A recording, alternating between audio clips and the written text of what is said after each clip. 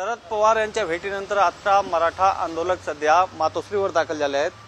शरद पवार सोबत तुमची चर्चा झाली, आता तुम्ही मातोश्रीवर आलेत, काय प्रतिक्रिया? कारण की 3-4 दिवसापूर्वी आम्ही सन्माननीय शरदचंद्र पवार साहेब यांची छत्रपती संभाजीनगरमध्ये सर्व शिष्टमंडळांनी भेट घेतली होती सकल मराठा समाजाच्या वतीनं, आणि त्या बैठकीमध्ये सुद्धा पवार साहेबांनी लाईव्ह चर्चा करण्याची मागणी केली होती। त्या चर्चेतून जो ओबीसी मधून मराठ्याला आरक्षण दिल्यास आमचा पूर्ण पाठिंबा राहील असं त्यांनी जाहीर केलं, आम्हाला सांगितलं होतं।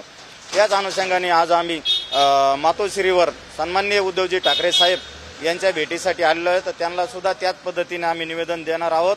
आणि आम्हाला आशा आहे की सन्माननीय उद्धवजी ठाकरे साहेब आम्हाला भेट देतील, आणि यदा कदाचित त्यांनी भेट जर नाही दिली तर छत्रपती संभाजीनगर हा हिंदू हृदय सम्राट स्वर्गवासी हिंदू हृदय सम्राट यांचा आवडता जिल्हा छत्रपती संभाजीनगर, आणि त्या संभाजीनगर मधील आम्ही सर्व सकल मराठा समाजाचे शिष्टमंडळ असून जर यदा कदाचित त्यांनी भेट जर नाही दिली तर आम्ही बाळासाहेबांच्या समाधीस्थळी जाऊन आमची व्यथा मांडणार आहोत। निवेदन पण आलं आहे, निवेदनमध्ये काय लिहिले आहेत काय?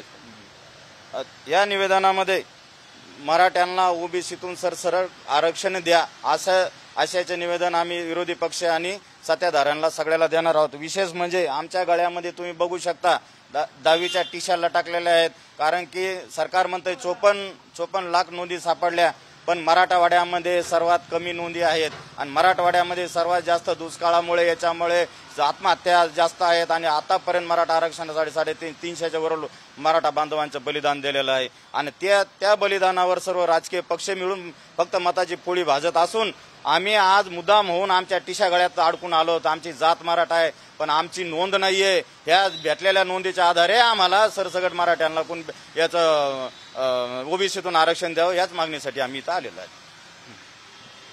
कॅमेरामॅन अजय मोहितेसह गोविंद ठाकूर, TV9 मुंबई।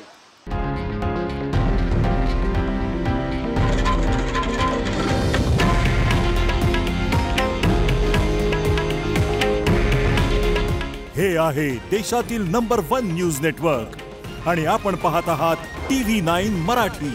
काळजी तुमची, हित महाराष्ट्राचं।